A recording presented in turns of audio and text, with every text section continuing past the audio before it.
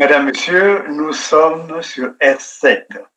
Et sur R7, nous avons cette émission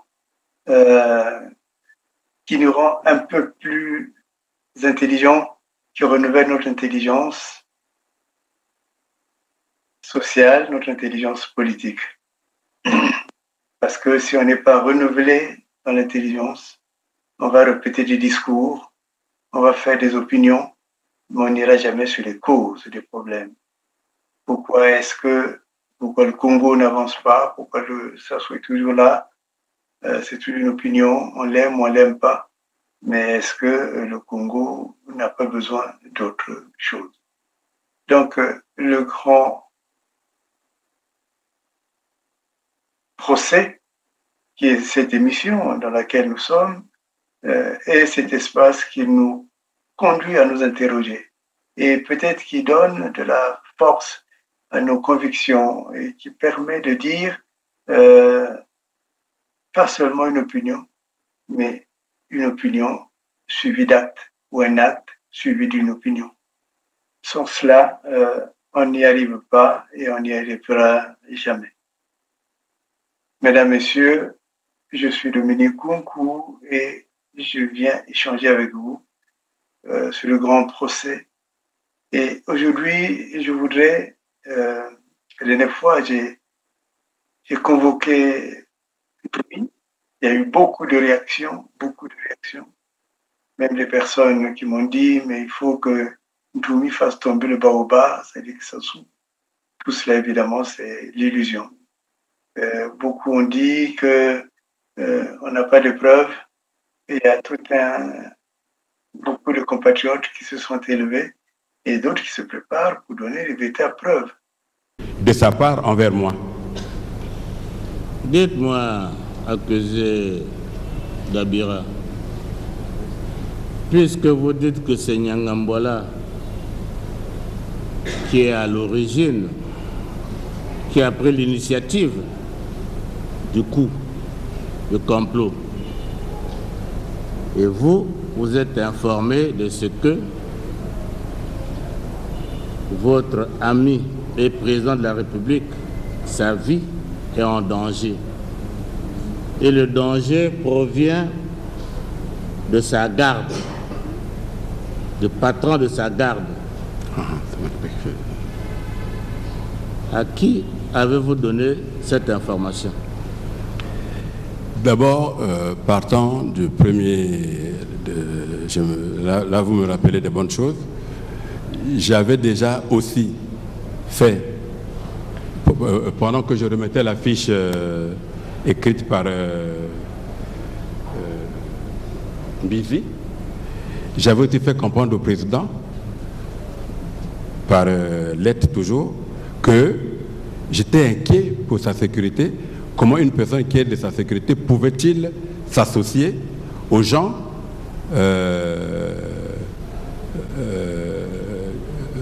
de l'extérieur qui aux rebelles? Pardon?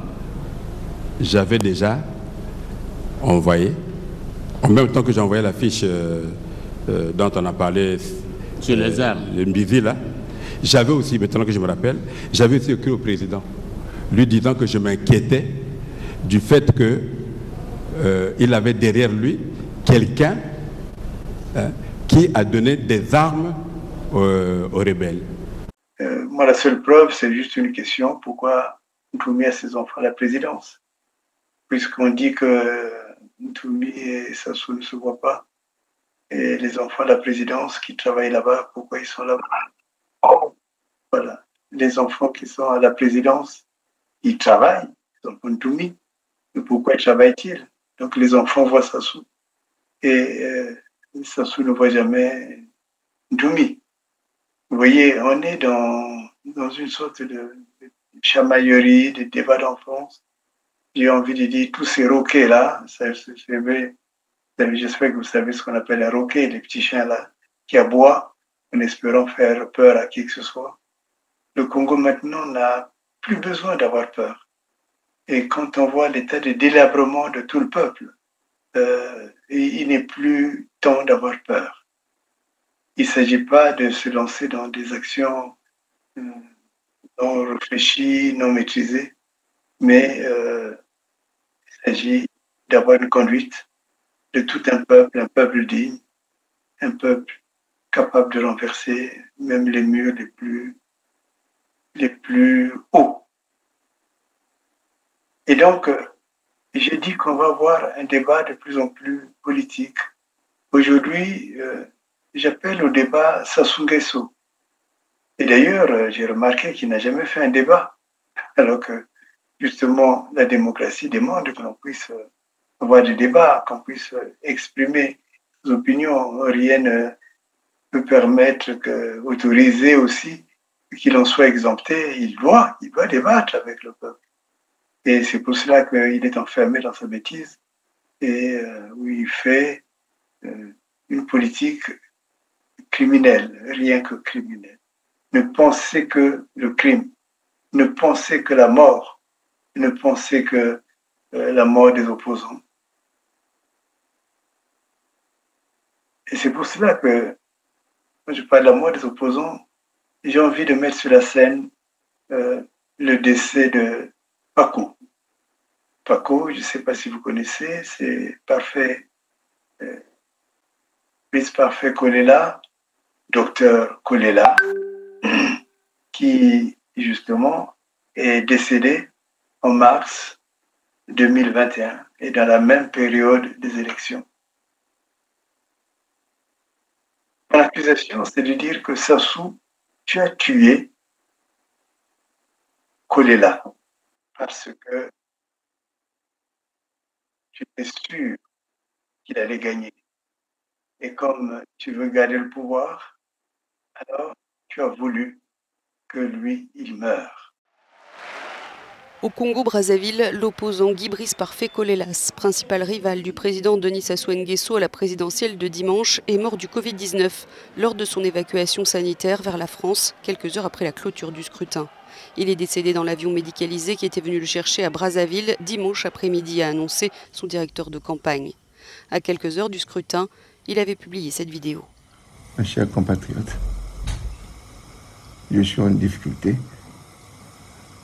Je me bats contre la mort, mais cependant, je vous demande de vous lever. Allez-y voter pour le changement. Je ne me serai pas battu pour rien. Battez-vous. Guy Brice Parfait Kolelas, 60 ans, avait été testé positif au Covid-19 vendredi après-midi et n'avait pu animer son dernier meeting de campagne à Brazzaville. Cet opposant historique est apparu cette année comme le seul vrai rival du président sortant Sassou Nguesso, 77 ans dont 36 passés au pouvoir. Les résultats provisoires du scrutin présidentiel de dimanche doivent être annoncés dans le courant de cette semaine. D'ici là, les autorités congolaises ont coupé Internet dans tout le pays. Et je voudrais appeler beaucoup de témoins pour comprendre ce qui s'est passé autour de Paco. D'abord, je voudrais appeler à parler ce que je dis. Si les gens ne sont pas d'accord, ils peuvent me porter plainte. Hein. Aucun problème. Il y a eu un médecin qui s'appelle Bileko qui a voyagé avec le corps. Et ce médecin, on ne l'a jamais entendu parler. Pourquoi ne parle-t-il pas? Parce que la question qui se pose, où est-ce que Kolela a été tué? Est-ce qu'il a été tué dans la fameuse clinique où on l'avait mis? Est-ce qu'il a été tué sur la route en allant vers l'aéroport? Est-ce qu'il est mort dans l'avion? Est-ce qu'il est arrivé vivant? Et son épouse disait dans une interview assez officielle que Kolela était arrivé vivant et c'est à l'aéroport qu'il est décédé, l'aéroport de Bourget. Bonjour ou bonsoir. Mesdames, Mesdemoiselles et Messieurs, fidèles internautes, merci d'être avec nous sur TLR TV et bienvenue dans ce Breaking News qui va porter sur l'affaire Guy Brice Parfait Kolela pour laquelle une audience a lieu lundi prochain, c'est-à-dire le 10 janvier 2022 à 10h30. Sur quoi va statuer le tribunal judiciaire de Bobigny? Nous allons le savoir avec notre invité, maître Laurent Caruso, bâtonnier du barreau de l'Essonne et avocat de mademoiselle Gloria, une des filles de Guy Brice Parfait Kolela. Pour ceux qui viennent de nous rejoindre pour la première fois sur TLR TV, soyez les bienvenus. Moi, c'est Christian Perrin. Bonjour, maître Laurent Caruso. Bonjour, monsieur Perrin. C'est un plaisir de vous avoir sur notre plateau et merci d'avoir accepté notre invitation. Lundi 10 janvier 2022, je l'ai rappelé d'entrée de jeu, une audience aura lieu au tribunal de Bobigny. Il y a quelques semaines, nous apprenions que madame, donc la veuve Kolela, avait assigné les enfants et leur tante en justice. Est-ce c'est la suite de cette affaire ou c'est une autre affaire? C'est tout à fait la suite de cette affaire dans laquelle il faut rappeler que il y a eu un préalable. Le préalable s'est déroulé devant, il y a eu un débat devant l'Institut médico-judiciaire, enfin l'Institut médico-légal, l'IML, puisque la veuve avait annoncé il y a environ un mois les obsèques pour le 6 décembre. Nous avions contesté, nous avions écrit à l'IML pour que le corps ne puisse pas sortir, car nous nous opposions à la tenue des obsèques en l'état. Du fait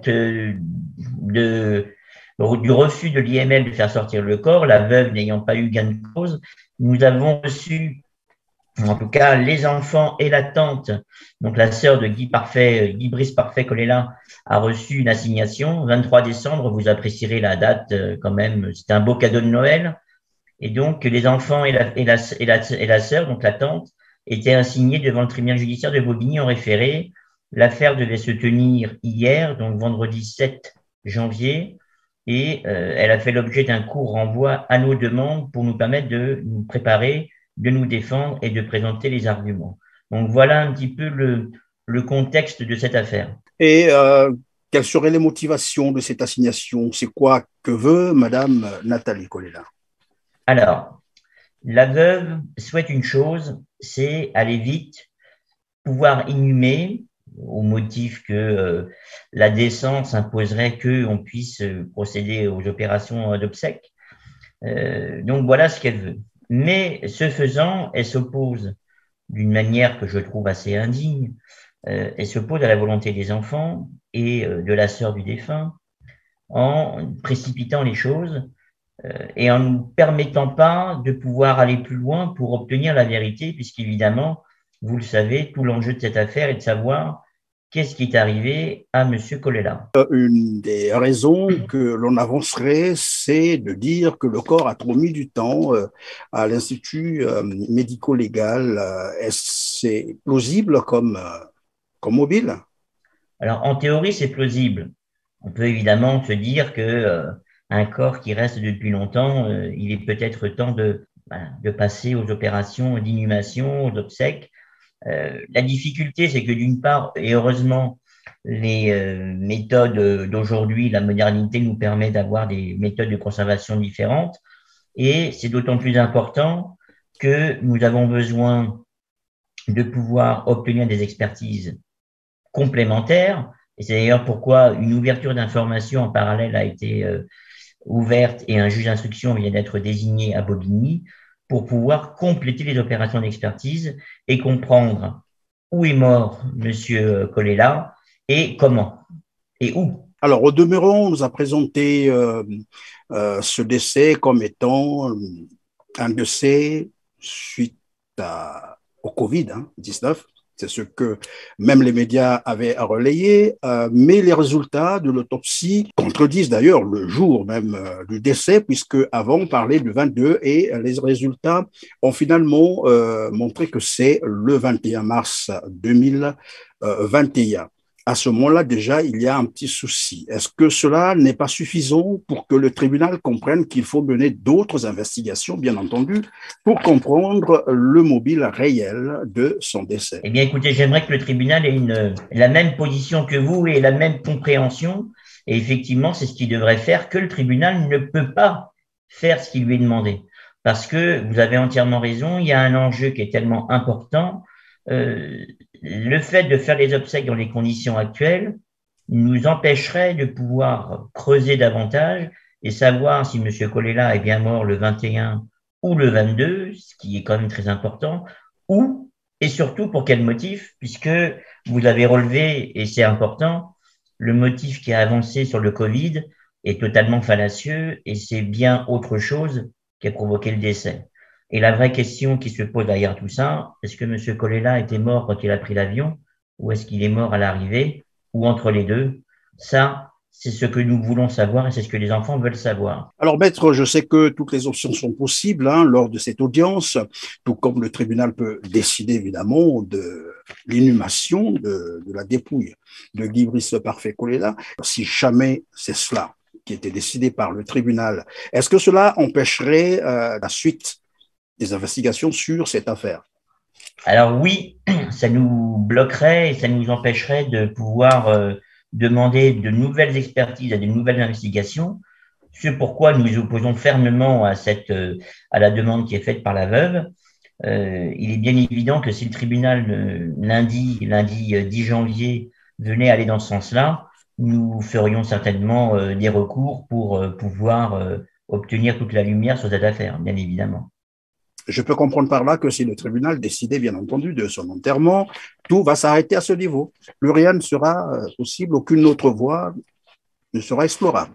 C'est bien le risque et c'est bien pourquoi cette affaire a pris une tournure très contentieuse et pour ma part, je suis quand même très surpris de voir qu'une veuve s'oppose de manière aussi nette aux volontés de la famille, aux enfants. Je trouve ça assez dur, humainement très, très malsain. C'est aussi une interrogation. Il y a ceux qui ont enterré très vite Kolela. Pourquoi ont-ils fait cela? Il y a des morts que l'on garde des mois et des mois pour avoir la vérité juridique. Pourquoi fallait-il que Kolela soit enterré très vite? Et donc, Madame Kolela est aussi appelée comme témoin. Et il y a le fait que le parti qui a grandi maintenant, qu'il a laissé, le parti Yuki, n'a engagé aucune action judiciaire pour indiquer ne plus que le dossier médical de Kolela. Après 5 mois de suspension et moult péripéties caractérisées par l'annonce de l'annulation et plus tard de sa tenue, le congrès de l'UDH-Yuki a finalement eu lieu. Mais pendant le déroulement des travaux, quelques mécontentements ont fait éruption dans la salle, perturbant ainsi cette activité politique.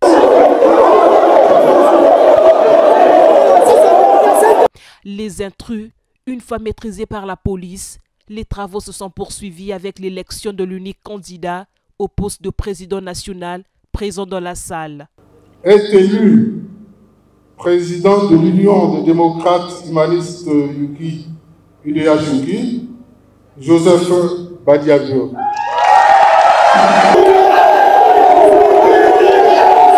Après son élection, Joseph Badiabio a décliné son axe de travail à la tête de l'UDH-Yuki. Nous nous inscrivons dans la continuité de l'œuvre du Dr Guy Brice Parfait Kolela qui s'appuie essentiellement sur le projet de société intitulé Le Plan Parfait pour le redressement du Congo, en sigle PPRC. Suivant notre programme d'activité, la priorité des priorités, c'est de donner de la visibilité et de la crédibilité à notre parti.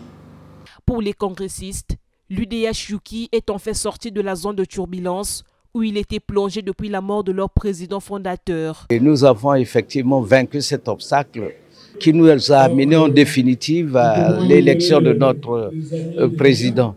Nous allons mettre en place tous les organes du parti, tels que dit par le nouveau président de notre parti. Joseph Badiabio succède donc à Guy Brice Parfait Kolela, leader de l'UDH-Yuki, décédé en mars 2021. Pour que les militants, leurs militants le sachent. que les militants sachent que ce qui est arrivé à leur président fondateur, est une chose grave. Pourquoi on n'a pas exigé la vérité sur le décès de Paco? Et donc, j'en appelle aussi à ceux qui ont été à la charge du mouvement ou qui le sont encore. Est-ce qu'ils se sont rapprochés du PCT? C'est devenu une sorte de succursale du PCT. Est-ce que c'est encore une organisation indépendante? Et je voulais appeler aussi, je crois que c'est le fils Yombi qui a été la personne qui a parlé, qui a discuté en dernier avec Kolela. Il y a une ambiguïté aussi dans ces déclarations. Donc, vous voyez, nous sommes là dans un grand procès qui ouvre les vannes sur le combat politique.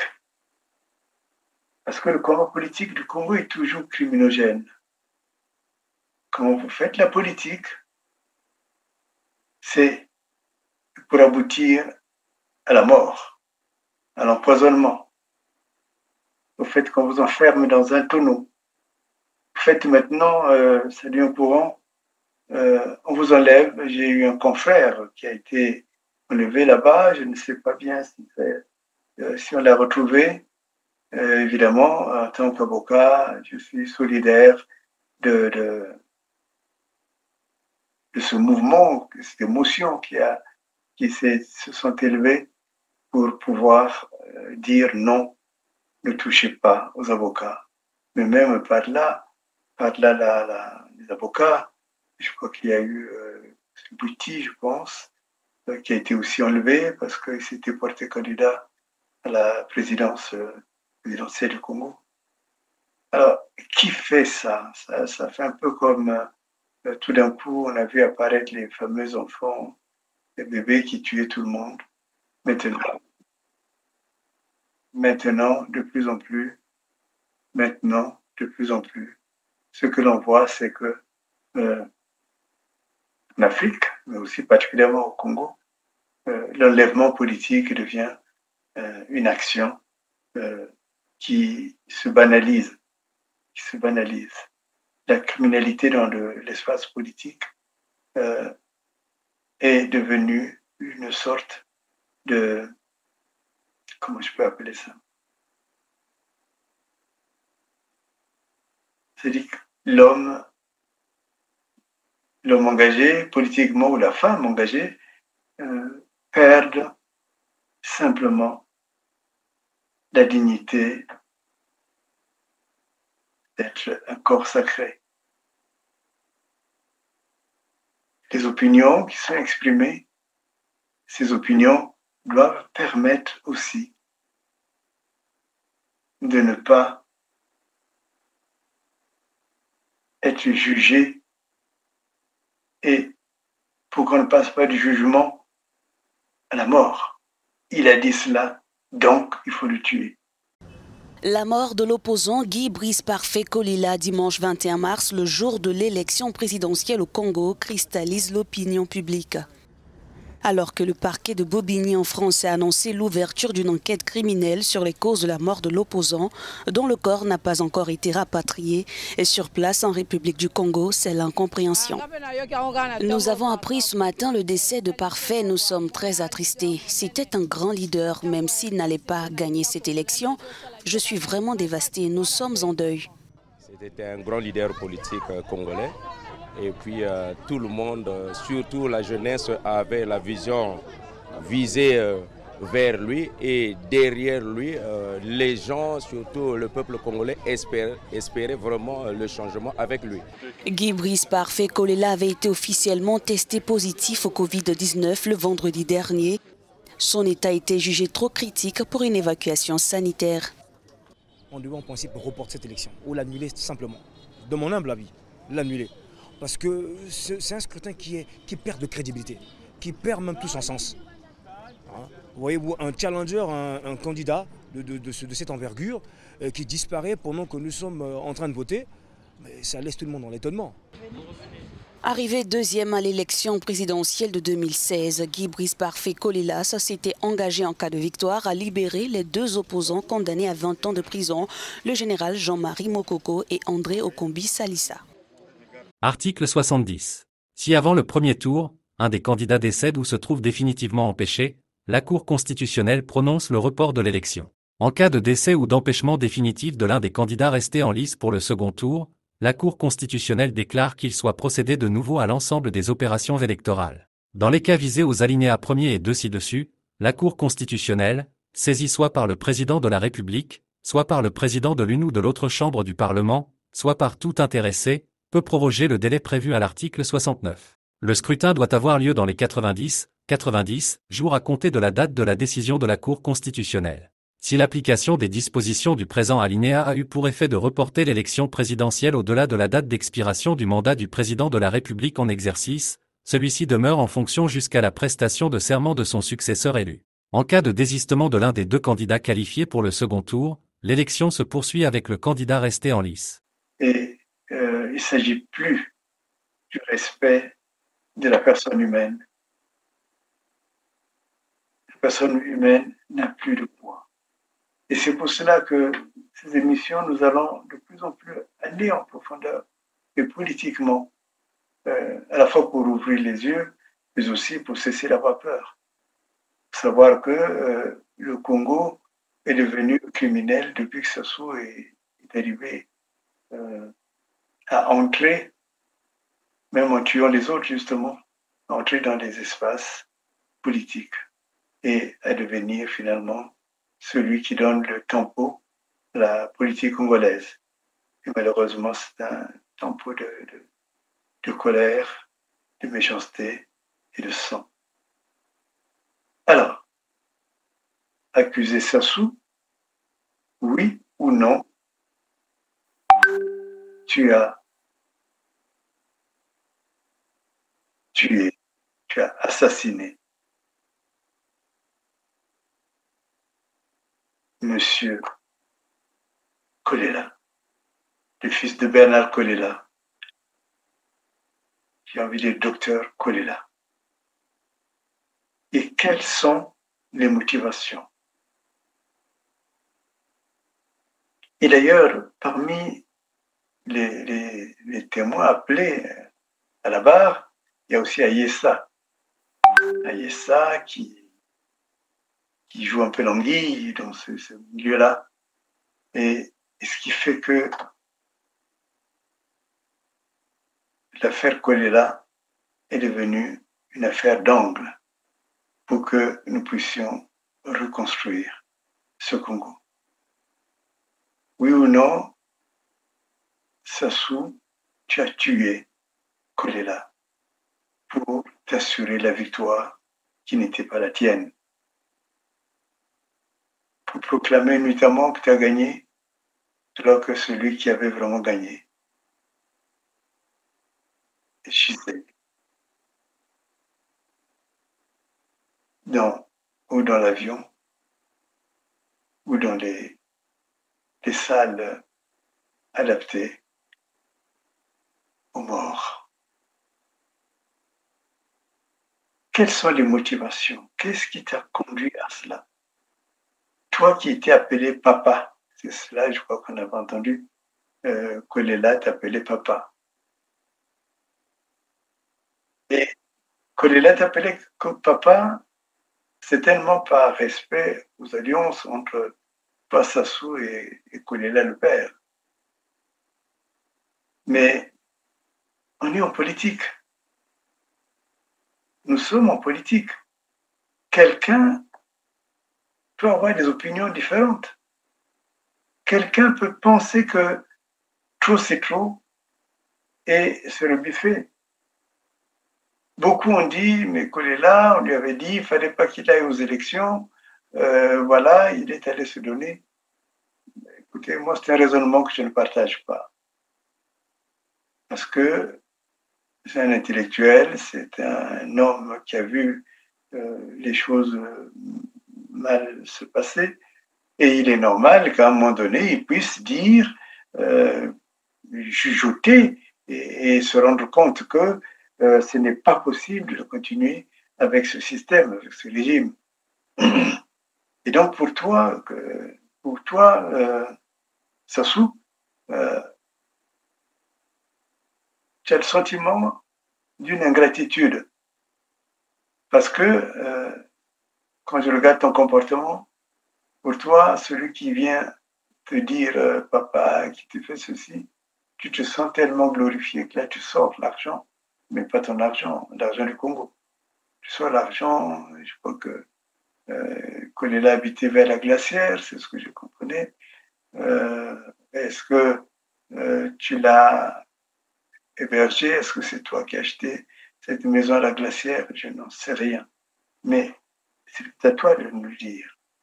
Parce qu'il faut aussi qu'on te donne l'occasion de parler.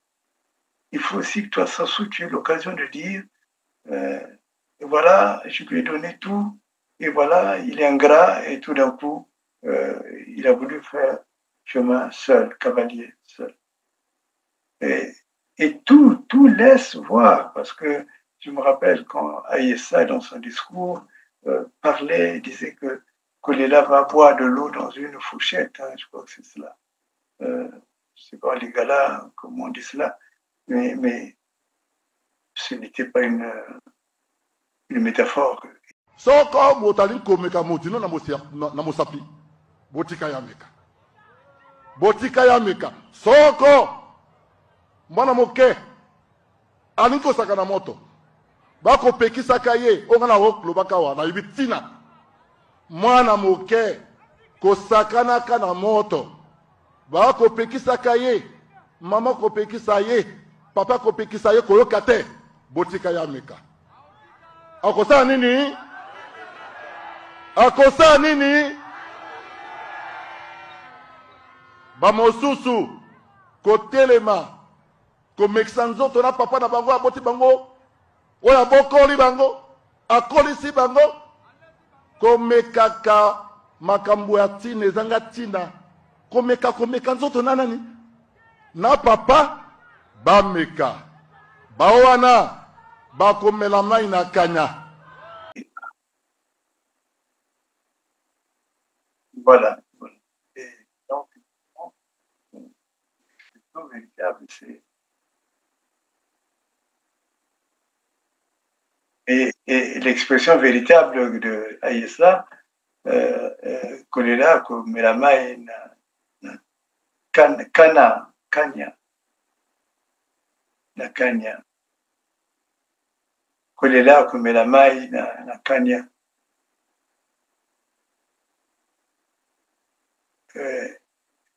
Donc, évidemment, c'est dire que vous aviez déjà ficelé, vous avez ficelé le plan qui amènerait Kolela à boire de l'eau impossible. À boire de l'eau impossible parce que, évidemment, vous aviez tout programmé pour qu'il puisse mourir. En effet, quelques jours après, on a appris que Kolela était décédé. Tout cela, Sassou, tout cela, certainement que nous aurons l'occasion d'énumérer tous les crimes que tu as commis.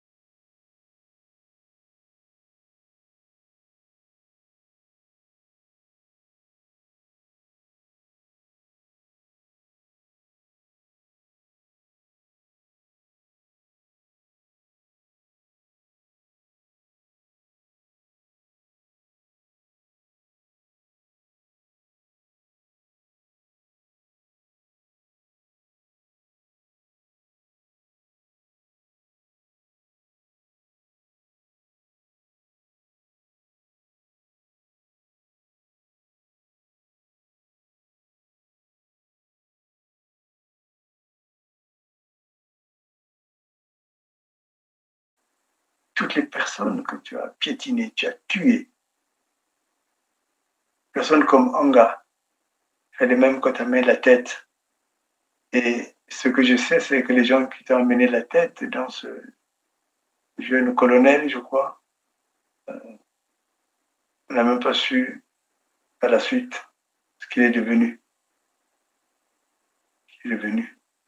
Parce que toi, comme on dit, tu ne veux pas laisser des traces, tu ne veux pas laisser des gens parler. Et ce qui est dommage, ceux qui sont à côté de toi, ceux qui sont souvent avec toi, ils ne prennent pas le temps d'écrire. Ils ne prennent pas le temps d'écrire. Ils ne prennent pas le temps de laisser justement des traces, même de communication. Parce que tu les enfermes tellement dans une sorte de manipulation qu'en fait, ils n'ont pas la jugeote pour parler. Ils n'ont pas la jugeote pour dire voilà ce que j'ai fait aujourd'hui. Même un journal, ça renseigne toujours. Et on dit Timounima est là. Et si les Congolais comprennent, surtout ceux qui sont dans la politique congolaise, ceux qui sont enfermés là-bas, je crois qu'il faut qu'ils apprennent à communiquer, à laisser des traces. Parce que c'est pas Sassou qui va vous laisser pas des traces. La dernière fois, je voyais marcher, comment il s'appelle, celui qui défend Mordicus, Sassou, et qui était d'ailleurs son détracteur avant, le ministre de la communication. Je le voyais marcher, j'ai l'impression. Il faut qu'on regarde si sa santé est normale. Parce que c'est cela, c'est vraiment servir le diable, Sassou, on te sert. Et tu ne veux pas que ces personnes qui t'ont servi puissent avoir après un témoignage à donner. Mais la vie, c'est cela. Si justement ce que tu fais est bon, si ce que tu fais est bon, cela devrait donner des témoignages forts. Toi, tu ne veux pas de témoignages. Au contraire, quand les gens sont là pour accomplir des missions, et souvent des missions de mort. Et il faut que tout cela change. C'est pour cela que nous faisons ces grands procès.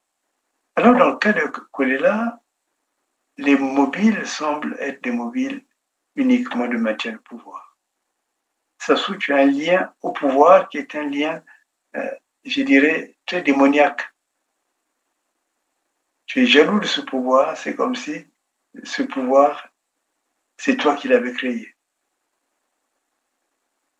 Non, le règne, la puissance et la gloire appartiennent à Dieu éternellement. Et nous venons sur cette terre pour servir un peu de ce pouvoir. Qu'on soit chef d'État, qu'on soit ministre, qu'on soit quelqu'un de la rue, celui qui gère sa famille, une maman qui est dans son foyer. Nous vivons pour servir ce pouvoir de Dieu. Et donc, je pense qu'à l'âge où tu deviens, où tu arrives, il est temps que tu comprennes que le pouvoir, de toute façon, tu ne le mettras pas dans le cercueil. Quand tu fermeras les yeux, le pouvoir continuera à régner. Il est éternel sur la terre. Et ce pouvoir est un don de Dieu. Et ce pouvoir est en lui. Et il est important, je crois, qu'en politique, on puisse réfléchir sur cela. Mais j'avais dit à un moment donné que Dieu est un Dieu politique. Parce que le ciel et la terre, c'est lui qui l'a créé. La société, c'est lui qui l'a créé. Ce que nous vivons, nous ne l'avons pas créé nous-mêmes. Nous l'avons hérité de ceux qui ont eu une expérience avec Dieu, de manière directe ou indirecte. Donc, quand tu tues les gens, pour le pouvoir,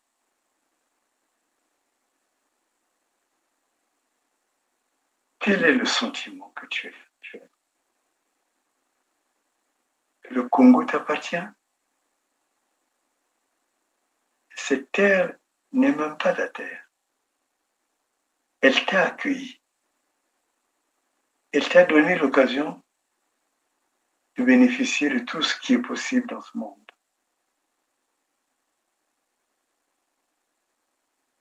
Mais quand tu partiras, quel bilan on fera de ça? Quel bilan fera-t-on de 40 ans de pouvoir? Il y a beaucoup de femmes, tu as eu beaucoup d'argent, que tu as caché de l'argent, tu as rendu riche les Béninois, que tu as rendu riche tes enfants, tes oncles. Qu'est-ce que tu laisseras?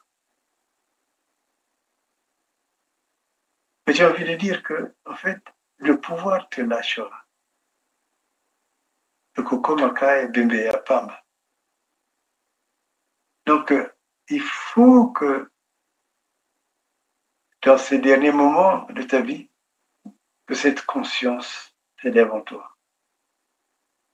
Aujourd'hui, c'est vraiment de toi que je parle. Je ne parle pas de toutes ces bêtises que je connais que tu fais, de toutes ces missions qu'on te donne pour aller renverser le gouvernement. Je ne parle pas de ça aujourd'hui. J'ai envie de dire, tu as sacrifié un enfant du Congo. Parfait Kolela. Mes chers compatriotes, je suis en difficulté. Je me bats contre la mort, mais cependant, je vous demande de vous lever. Allez-y voter pour le changement. Je ne me serai pas battu pour rien. Battez-vous.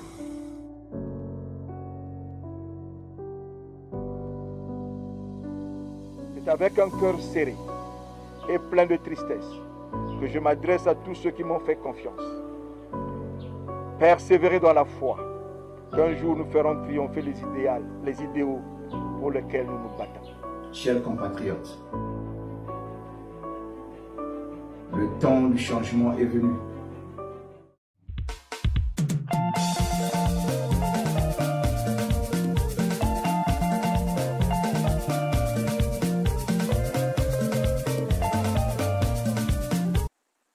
Un docteur en économie.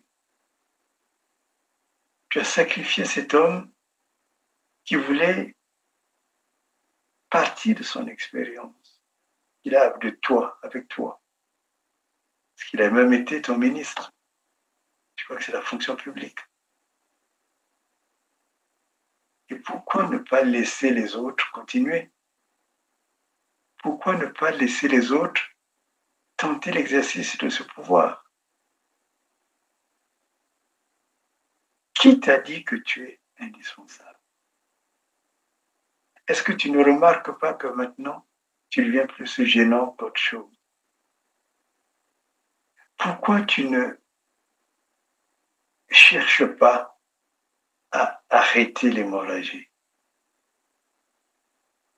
Pourquoi tu ne demandes pas un vrai pardon au peuple, non pas le pardon que vous demandez là-bas au Congo, pardon qui n'est pas suivi des faits? Pourquoi cette expérience si mauvaise de 40 ans, ce peuple que tu n'oses même pas regarder, pourquoi cette expérience? Pourquoi ne pas arrêter cette expérience? En tout cas, je ne vois pas d'autre motivation pour laquelle Kolela a trouvé la mort. Je ne vois pas d'autre motivation. Je ne vois pas honnêtement une sorte de fatalité à la mort de Kolela. Il n'y a pas de fatalité. Il y a bien une programmation pour que Kolela trouve la mort. Programmation, la dernière fois, on m'a dit, Maître Concours, tu utilises des mots, parfois le peuple ne comprend pas. Et je remercie la personne qui me l'a dit. La programmation, c'est-à-dire qu'ils ont jugé nécessaire et normal que Kolela, qui avait encore du temps à vivre, du temps à expérimenter ce qu'il avait dans sa tête, ce qu'il a reçu, son intelligence, mais aussi sa pratique politique, l'héritage de son père. Les gens se sont réunis, ou ça soit réunis des gens pour dire que trop c'est trop, Kolela devrait mourir. Et comme ils l'ont voulu ainsi, ils ont planifié la mort de Kolela. Peut-être que, se disait-il, si le cadavre de Kolela est ici à Brazzaville, ici au Congo, il y aura certainement des émeutes.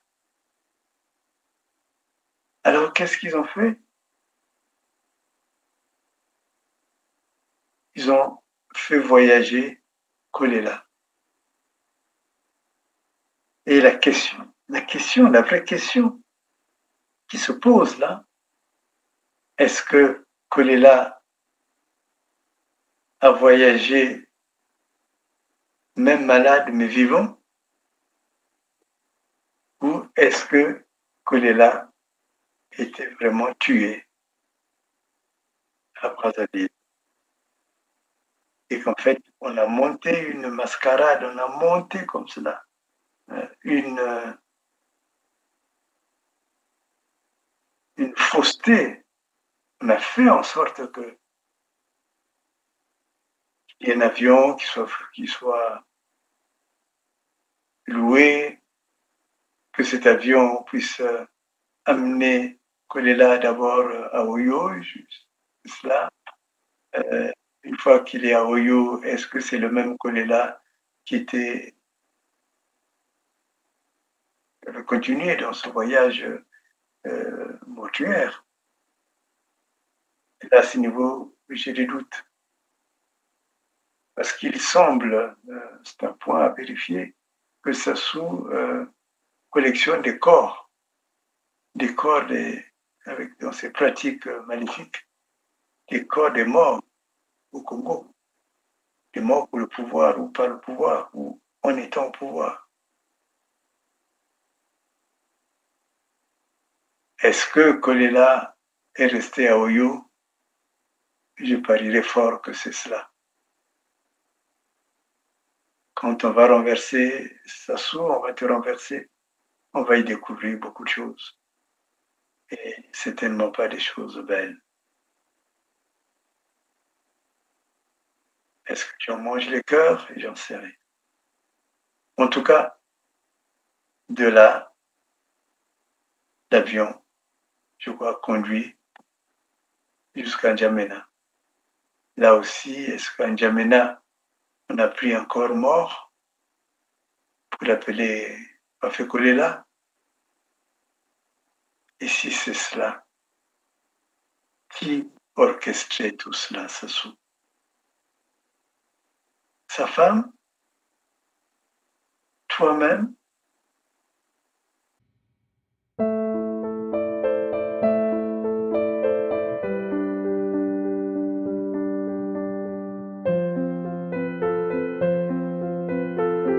Décédé il y a 10 mois, Guy Brice Parfait Kolela va enfin pouvoir être enterré. Vendredi 14 janvier, la justice française a autorisé son inhumation, ainsi que le demandait la veuve de l'opposant en dépit de l'opposition d'une autre partie de la famille. Si l'âme de Guy Brice Parfait Kolela repose en paix depuis le 22 mars 2021, son corps, lui, n'a toujours pas été enterré.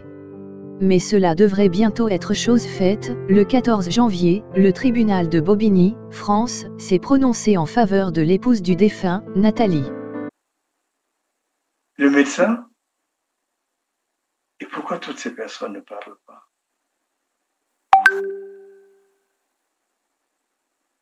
En tout cas, N'Djamena, l'avion est allé jusqu'au Bourget. Et en arrivant au Bourget, nous avons appris d'une interview donnée par la femme elle-même, nous avons appris que Kolela venait de mourir.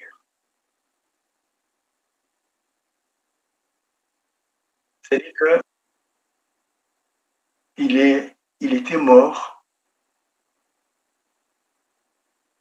d'une pathologie qui a été évoquée comme cela. En tout cas, il est arrivé et il n'a pas marché sur le sol français qu'il connaît. La question qui se pose, il y en a deux. La première, pourquoi est-ce que ceux qui s'engagent en politique au Congo doivent finir par un destin, avoir une fin tragique? Au Congo-Brazzaville, un nouvel opposant a été empêché de quitter le pays. Cette fois, il s'agit de Maître Ambroise Hervé Malonga, l'un des leaders du Front uni des partis d'opposition. Mardi, Maître Malonga a tenté de traverser le fleuve Congo pour se rendre à Kinshasa et voici ce qui lui est arrivé. J'ai donc décidé d'aller à Kinshasa pour aller contacter mes confrères pour éventuellement venir assurer la défense des opposants qui sont poursuivis ici. Donc j'ai décidé d'y aller hier. J'arrive au beach de Brazzaville pour Kinshasa. Je tente de faire mes formalités administratives. Je paye mon billet, mais les formalités administratives ont été refusées, prétextant que je faisais partie des opposants qui font l'objet de poursuites. J'ai dit, mais écoutez, en ce qui me concerne, je n'ai aucun acte qui m'a été communiqué dans ce sens. Les maîtres ne peut rien faire. J'ai beau tempêter, malheureusement, rien n'a été fait. J'ai été obligé de repousser chemin. Et vous avez reçu le soutien d'autres membres de l'opposition? Bien entendu, oui, j'ai reçu le soutien de tous les membres. J'en ai informé le président du Front, M. Mathias Nzon. Eh bien, je leur ai dit que j'ai failli aller à Kinshasa. Je voulais rencontrer d'abord, je n'ai pas pu. Je leur ai dit que j'en ai été empêché. Alors, ce matin, j'ai écrit une lettre au procureur de la République pour protester, en lui demandant de nous notifier l'acte pour lequel il se permet d'interdire les opposants d'aller. Et que vous inspire cette attitude du gouvernement congolais? Vous vous rappelez à l'époque, avant la fête du 15 août, il avait été dit par ce même gouvernement que tous les hommes politiques congolais ne pouvaient pas sortir et devaient prendre part à la fête nationale. La fête nationale est passée. Et puis quelques jours après, le même gouvernement nous dit les opposants ne peuvent plus sortir parce qu'ils font l'objet d'enquête. Alors, ce gouvernement ne sait pas, quand il souffle le chaud, le front ne comprend pas à quoi il joue ce gouvernement. Ce gouvernement, moi je pourrais vous dire aujourd'hui, est-ce que c'est un gouvernement anticonstitutionnel? On nous a mis en place un gouvernement qui n'est pas... on nous crée des pôles alors que les ministres sont responsables devant le chef de l'État. On nous crée des ministres qui sont responsables devant d'autres ministres. C'est un gouvernement anticonstitutionnel. Nous n'allons pas nous croiser les bras. Ambroise Hervé Malonga, opposant du Congo-Brazzaville, joint par Nicolas Pinot. Pourquoi doivent-ils avoir une fin tragique? La politique n'est pas forcément de la violence. La politique, c'est une gestion de la société selon les convictions profondes qu'on a. Une gestion avec les autres. Voilà un enfant qui avait encore du temps de vivre avec nous, de vivre dans sa famille, de gérer sa famille, mais aussi de donner au Congo et au monde son intelligence. On a voulu nous faire croire qu'arrivé au Bourget, il était mort. Et votre question, est-ce que Kolela était arrivé vivant, vraiment vivant, sur le sol français?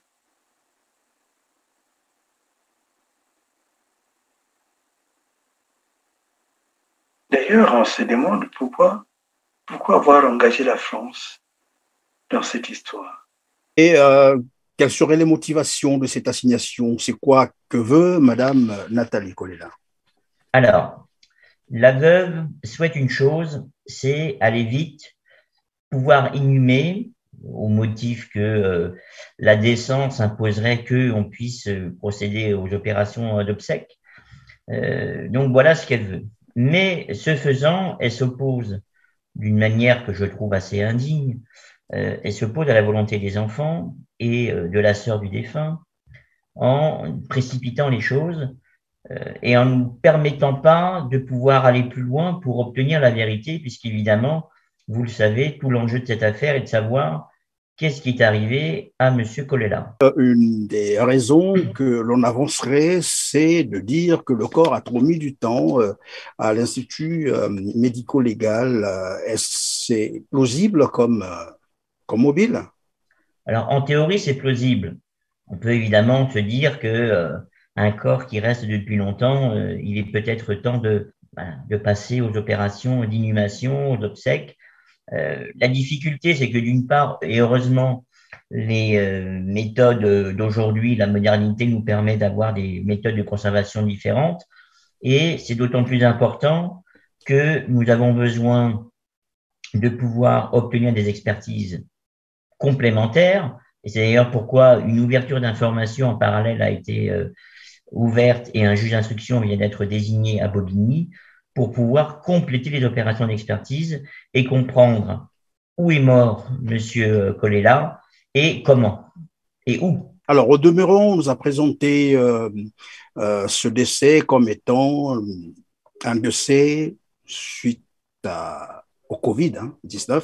C'est ce que même les médias avaient relayé, mais les résultats de l'autopsie contredisent d'ailleurs le jour même du décès, puisque avant on parlait du 22 et les résultats ont finalement montré que c'est le 21 mars 2021. À ce moment-là, déjà, il y a un petit souci. Est-ce que cela n'est pas suffisant pour que le tribunal comprenne qu'il faut mener d'autres investigations, bien entendu, pour comprendre le mobile réel de son décès? Eh bien, écoutez, j'aimerais que le tribunal ait la même position que vous et la même compréhension.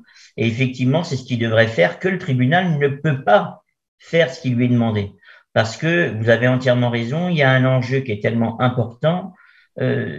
Le fait de faire les obsèques dans les conditions actuelles nous empêcherait de pouvoir creuser davantage et savoir si M. Colella est bien mort le 21 ou le 22, ce qui est quand même très important, ou et surtout pour quel motif, puisque vous avez relevé, et c'est important, le motif qui a avancé sur le Covid est totalement fallacieux et c'est bien autre chose qui a provoqué le décès.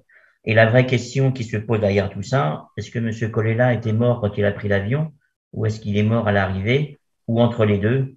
Ça, c'est ce que nous voulons savoir et c'est ce que les enfants veulent savoir. Alors, maître, je sais que toutes les options sont possibles lors de cette audience, tout comme le tribunal peut décider évidemment de l'inhumation de la dépouille de Guy Brice Parfait Colella. Si jamais c'est cela qui était décidé par le tribunal, est-ce que cela empêcherait la suite des investigations sur cette affaire? Alors oui, ça nous bloquerait et ça nous empêcherait de pouvoir demander de nouvelles expertises, à de nouvelles investigations. C'est pourquoi nous nous opposons fermement à la demande qui est faite par la veuve. Il est bien évident que si le tribunal lundi 10 janvier venait aller dans ce sens-là, nous ferions certainement des recours pour pouvoir obtenir toute la lumière sur cette affaire, bien évidemment.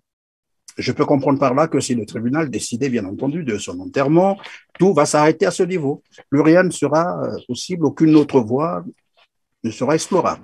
C'est bien le risque et c'est bien pourquoi cette affaire a pris une tournure très contentieuse et pour ma part, je suis quand même très surpris de voir qu'une veuve s'oppose de manière aussi nette aux volontés de la famille, aux enfants. Je trouve ça assez dur, humainement très, très malsain. Voilà. Et je peux vous dire que les enfants sont meurtris, ils sont choqués, et nous espérons bien que le tribunal comprendra les enjeux et la volonté des enfants qui n'est pas de laisser un corps en décomposition, mais bien au contraire, de pouvoir savoir ce qui s'est passé, parce que les enfants ne pourront jamais faire le deuil de leur père si nous en restons là. Alors, très surprenant, avez-vous dit, de cet empressement d'ailleurs de la veuve Colella. Et ma question, c'est de savoir, entre la veuve Colella, c'est l'épouse de défunt d'ailleurs, Guy Brice Parfait Colella, et les enfants, qui finalement a, j'allais dire, beaucoup plus de légitimité dans cette affaire en fait? Ah bah alors, vous posez une question légitime. Je vais vous répondre très clairement. Les enfants sont quand même les ayants droit, direct. Ils ont des droits de réserve. Je crois que ce sont les enfants, et il revient aux enfants de prendre les décisions sur les obsèques. Et en plus, les enfants sont soutenus en cela par la sœur, hein, donc la tante, Madame Lydie Mipier, qui a vraiment le même positionnement. Il est quand même incompréhensible que les enfants et la tante aient la même position et qu'une veuve s'oppose de manière totalement incompréhensible. Et cette situation, bien évidemment, fait qu'on se pose la question, et à qui profite le crime? Voilà. Voilà. Un jeu de mots volontaire, bien évidemment, on ne sait pas s'il y a eu crime, mais à qui profite cette situation et quels sont les intérêts qui sont recherchés par la veuve? Je peux vous dire que nous nous posons beaucoup de questions. Est-ce que ça signifierait que Sassou, les meurtres que tu commets au Congo, tu les commets au nom de la France? Est-ce que la France a un lobby avec lequel toi tu travailles et tu livres les richesses et les enfants du Congo? Est-ce que la France te met dans des situations de devenir un trafiqueur d'organes? Parce que il y a un dossier qui est en train de se préparer, qui nous fait dire que ce que j'ai appelé le génocide de Lari, beaucoup de corps ne sont pas restés au Congo. Beaucoup de corps ont servi le trafic d'organes. C'est-à-dire que Sassou, tu tues, tu fais tuer et tu bénéficies du prix de ces corps.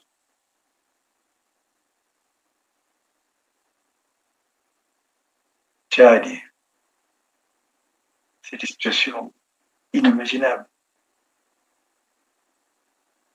Et d'où tu as appris toutes ces choses? Pourquoi tu as le sentiment que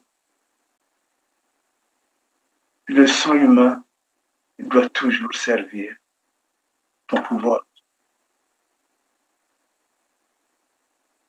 Pourquoi tu as eu une relation d'appropriation avec un pays qui est le nôtre?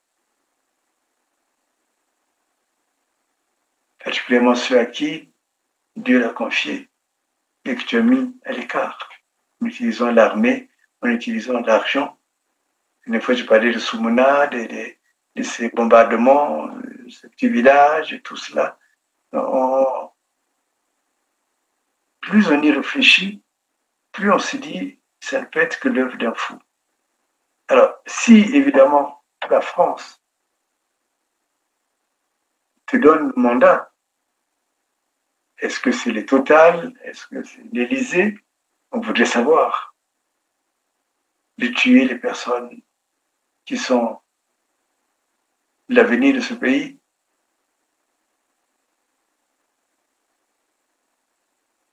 C'est une question importante. Parce que la France aurait refusé. L'avion n'est pas venu, c'est pas un avion furtif.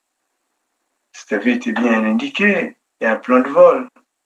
Donc on savait bien que ça venait en France. Comment se fait-il que la France a permis que cet avion quitte le Congo, s'arrête à N'Djamena, après Oyo, et puis quand il arrive ici en France, on découvre un Maccabée à l'intérieur, un mort, un cadavre. Donc, ce sont des questions. Là, vraiment, j'interpelle la France. Et même, j'ai envie de dire, avec toi, Sassou, j'accuse la France. Parce que c'est pas normal. C'est pas normal. On a envie de comprendre. Pourquoi tu n'as pas mené ce Maccabée au Gabon? Pourquoi tu n'as pas mené ce Maccabée, je ne sais pas, n'importe où dans le monde, en Inde? Et pourquoi il a fallu que ce soit en France que tu l'amènes? Quel est ce réseau? Qui dans le réseau? Parce qu'il faudrait maintenant qu'on commence à savoir des choses. Qui dans ce réseau constitue?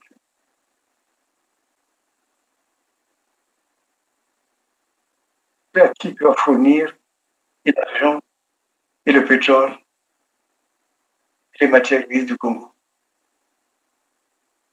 Tu es devenu un grand exploitant, mais un exploitant de la mort, la servitude, l'esclavage.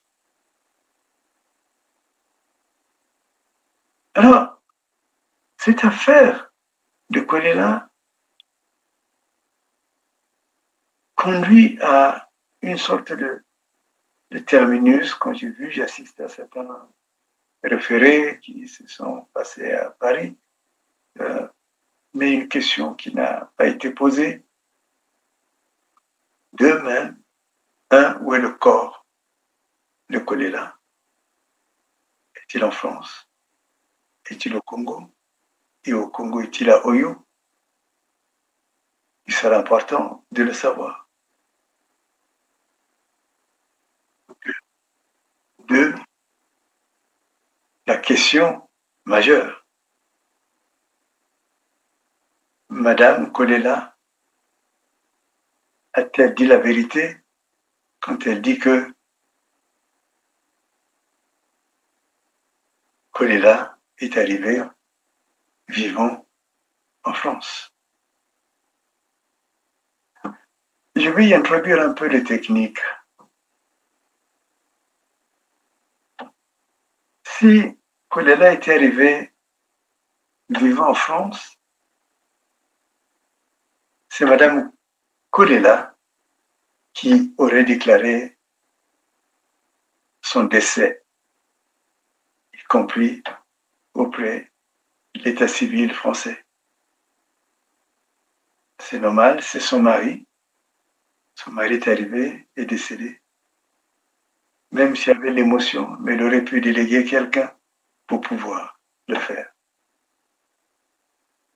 Or, le certificat de décès que j'ai vu ne mentionne pas cela, ne mentionne pas que ce soit Madame Kolela qui ait déclaré le décès de son époux.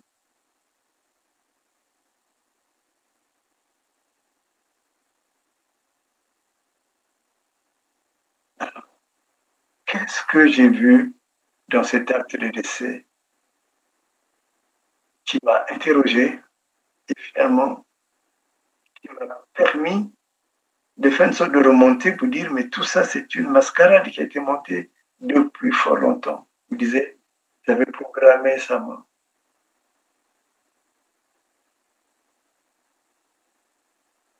C'est un officier de police judiciaire qui a déclaré, je ne sais pas s'il avait rang de capitaine, je ne me rappelle plus, qui a déclaré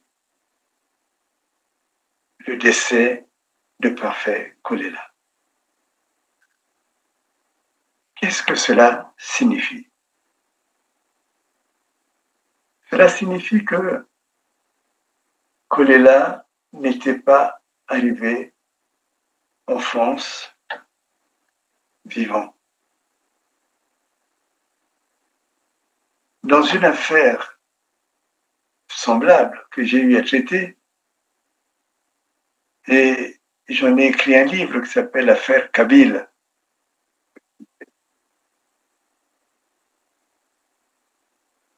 Il y a eu une situation pareille.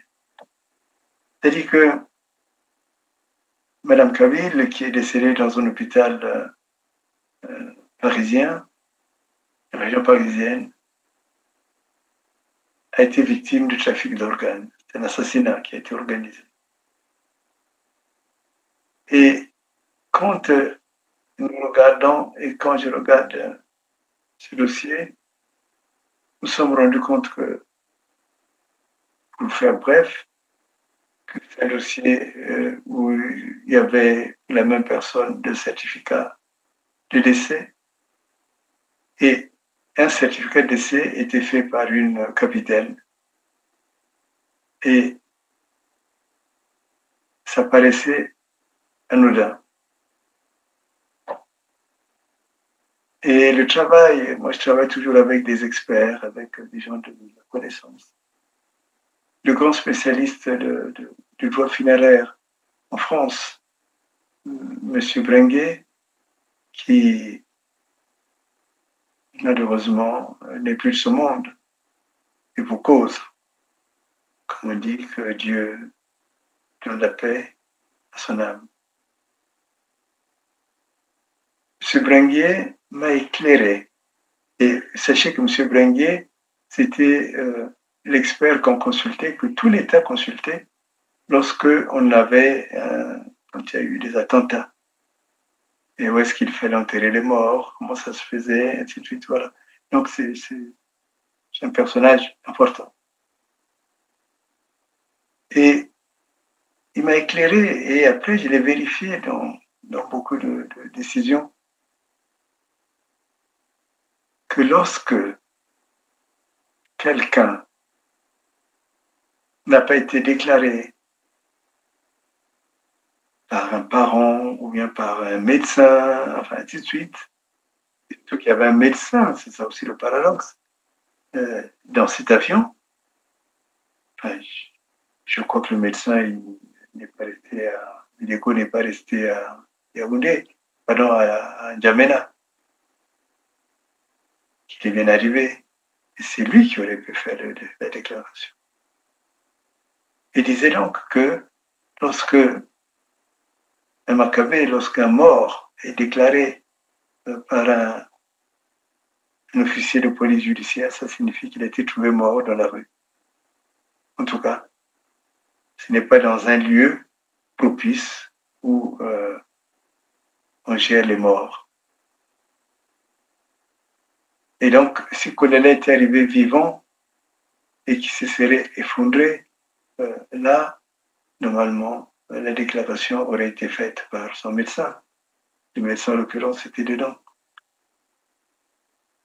Mais tu as fait ça sous d'un grand médecin comme Bileko, tu en as fait juste un figurant. C'est uniquement pour te donner bonne conscience.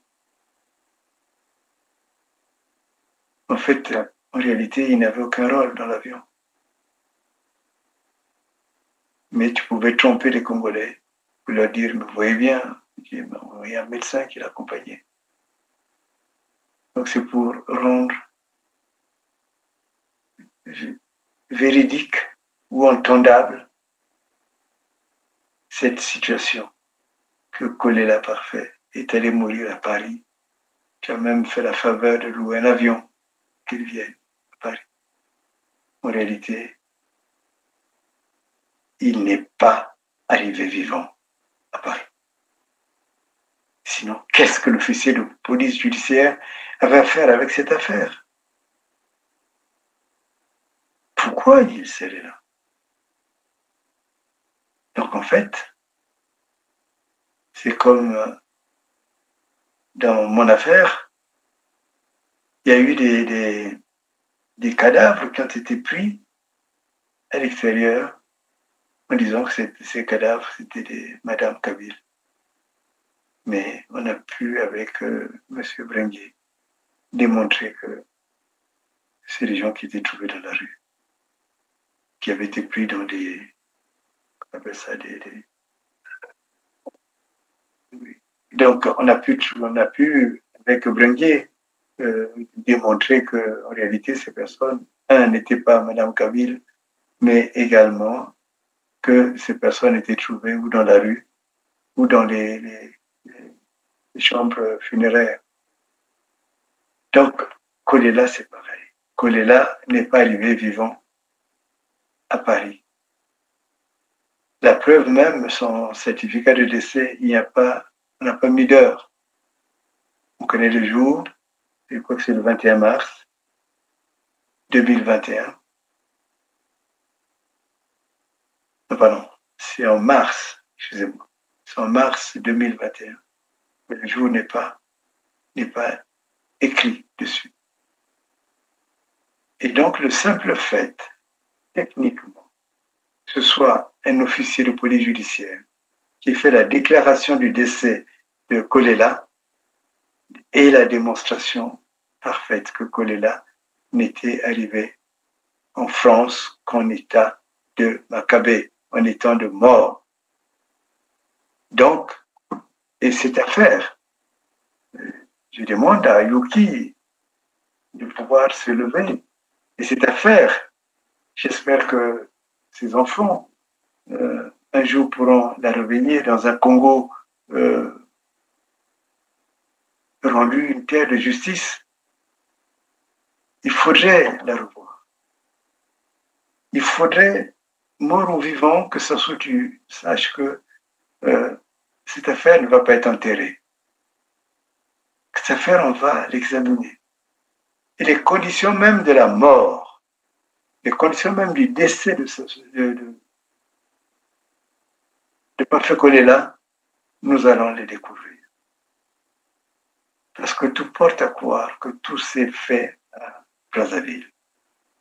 Tout porte à croire que lorsqu'on l'a mené dans cette clinique, ce n'était pas pour le soigner, mais c'est pour le tuer. Tout porte à croire, plus grave encore, que lorsqu'il était dans une clinique aussi sophistiquée, on l'a emmené à l'hôpital général. Et toi, Sassou, tu lui as rendu visite la nuit où il était à l'hôpital général. Et tu lui as même parlé. Et c'est toi-même, de tes mains, qui l'as tué. Ces éléments, je les mets à la disposition du peuple congolais. Sassou, je t'invite à venir débattre avec moi. Parce que trop, c'est trop. Le silence, ce silence n'est pas un vrai silence. C'est le bruit du criminel. Chaque fois que tu passes quelque part, c'est pour ça que les gens ont peur de toi. On sait bien qu'il y aura un mort, ou qu'il y a déjà un mort. Donc, c'est une affaire qui n'est pas finie. C'est une affaire dans laquelle tu as voulu certainement attraire la France, mais l'affaire est une affaire entre toi et Parfait Kolela.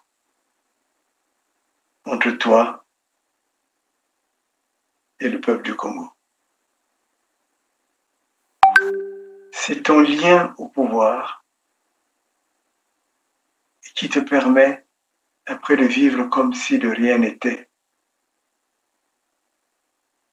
Et tu dois te dire, ah, oh, j'ai failli perdre le pouvoir. Là, je l'ai. Et le prochain, c'est qui? C'est Bouiti. Le prochain, c'est qui?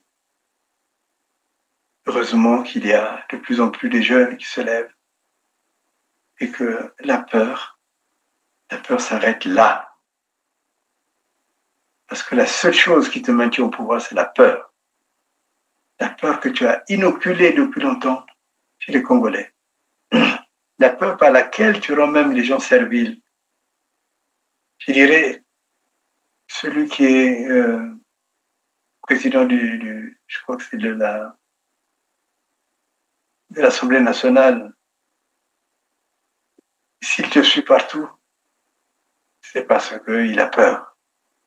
Celui qui est même ton directeur de cabinet, en réalité, lui, il connaît depuis ce qu'on appelait les matins, les petits matins, là où vous alliez tuer.